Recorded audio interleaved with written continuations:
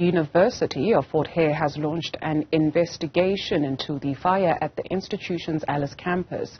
The incident took place a few hours before the commencement of mid-year exams. The institution has been in the headlines for all the wrong reasons recently. It's being investigated by the Special Investigating Unit for millions of rand in alleged corrupt activity. For more on this development at the university, we're joined by Siphokazi Mbalo. She is the SRC President at Fort Hare. Thank you very much for your time this afternoon. So according to a statement issued by the university on the 5th of June, it reads, and I quote, "The university remains perplexed over the trigger of the event," in reference to the fire. Do you have any idea of what happened? Oh, okay. Thank you, ma'am, and good afternoon to everyone. According to what I've heard, that there were students, a group of students that were protesting, I can say. When they were asked, they expressed that they were not happy with the timetable, and the SRC that was there, they questioned on what exactly is the problem with regards to the timetable, and they said that there were clashes and there were there's a lot of congestion in the timetable. I have asked, these matters were brought into the SRC, and we've tried so much to work with management to make sure that we do any adjustments that might cause clashes in the timetable.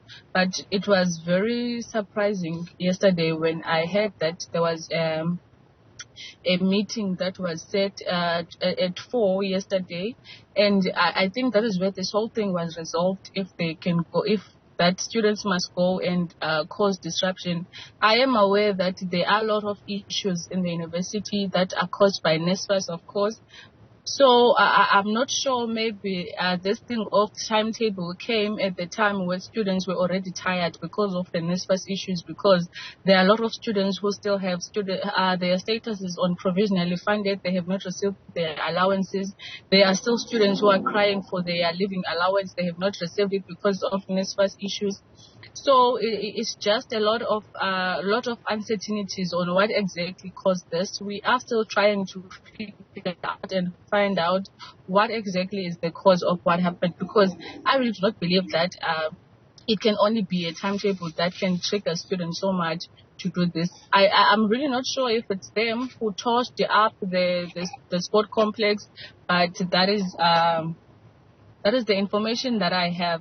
That is what happened. The meeting that you speak of that took place at 4 p.m. yesterday, you say you were surprised that there was a meeting. Who called the meeting? Who attended? What was discussed? I was not there in the meeting. I think the students called the meeting and they summoned the SRC there. Not all the SRC was there, because even for myself, I'm only going back now on campus because I was at home for the weekend. I'm not sure who was there, because I only know of the academic officer of the SRC who was there, and he made me aware that they've raised the issue of the timetable. And he got back to me and told me that students are asking that we must write to management and request for postponement of exams. And indeed, he did that. I gave him my blessings, and he copied me in the email that was sent to management. But even before we were still drafting the email when they started disrupting and taking out the furniture at the sport complex. We understand that the university's management resolved that exams will continue and they will proceed. However, the morning exam sessions for today on Alice and East London campuses will be rescheduled to a later date. We appreciate that you're only coming back to campus from home for the weekend, but what do you know about exams having taken place or not today? No exams have took place this morning. I'm only aware that the examination will take place today at 1. I think the first group will start to write today at 1. In East London campus, everything I think is normal. And then in Alice, I have received calls of students complaining that the hall is still smelling of steam and everything. They're not comfortable writing there because the desks and chairs are still wet because of the water that was poured there to stop the fire. but I have asked the SRC to go there, and I'm also on my way to campus to assess the situation. We understand from the statement of the university, they've condemned rumors on social media that the UFH Indoor Sports Center was completely gutted and destroyed by the fire, suggesting that only the foyer was affected. Again, while we appreciate that you are yet to head to the affected areas, what have you been told about the extent of the damage the fire has caused and which areas have been damaged? I have received the same information that it's not the complete damage in the entire sport complex. It's just few parts that have been affected. But as I have said, I have not been there to assess the information, the situation myself. The university has since instituted an investigation reviewing social media posts ahead of the event, examining CCTV footage to identify the perpetrators as well. Are you worried that some students could possibly be involved? Yes, I am very much worried because, when you come to the university, even your family, when they're sending you to university, they're expecting you to come back home with holding a degree or whatever qualification that you went to get to. But now having to come back home with a criminal record and without a degree, it's really stressing me out. I'm really not condoning anything, some sort of violence that was perpetrated there. I'm not condoning any of the barbaric acts that were done there, but also I'm worried about students. What is going to happen to them? What is going to happen if they are caught? What is going to happen if they were really involved? And even if they're not convicted, but I'm worried about the type of leaders that there will be in future that will resort into barbaric acts if things that they don't go their way.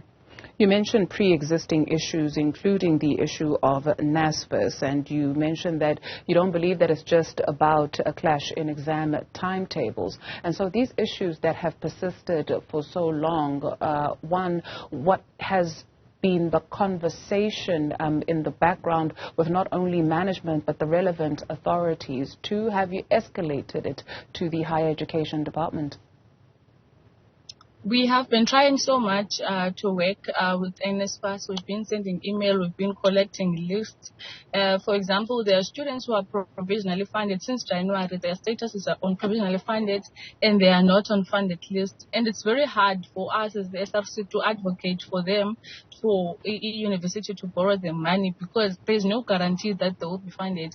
At least if NSFAS can give us confidence and say that, no, we will fund these students, then it would be better, because we will ask the university to borrow the money until NSFAS pays. But until now, we have not received any communication from NSFAS. We've been writing emails, we've been in their offices, we've been having meetings with them, but it yields to nothing. There are students who appealed, still nothing. They haven't received anything. Others were wrongfully rejected, and still there is still nothing. We've been trying so much. They've been saying it's the registration template that needs to be uploaded, and the financial aid officers have been trying to upload the rest template, but still nothing comes out. There's still an issue of the living allowance. Students don't have money to pay for their accommodation because there's this thing of deviation that has not been approved by NSFAS, and the university is still battling with the NSFAS with that issue, and students are left stranded. So it's really a bad situation. According to the university's statement, they will deploy security to ensure the safety of students whose rights to education have been infringed. As the SRC, do you welcome this move? We don't welcome any sort of intimidation to students, because for us, having a private security, it's intimidation. But if it's for the protection of students and making sure that the right to education of those who want to write is not violated, I don't think it should be much of a problem if they are only there to protect students and make sure that they maintain peace and harmony and not intimidate students. Siphokazi Mbalo is the SRC president at Fort Hare University. Thank you very much for your time.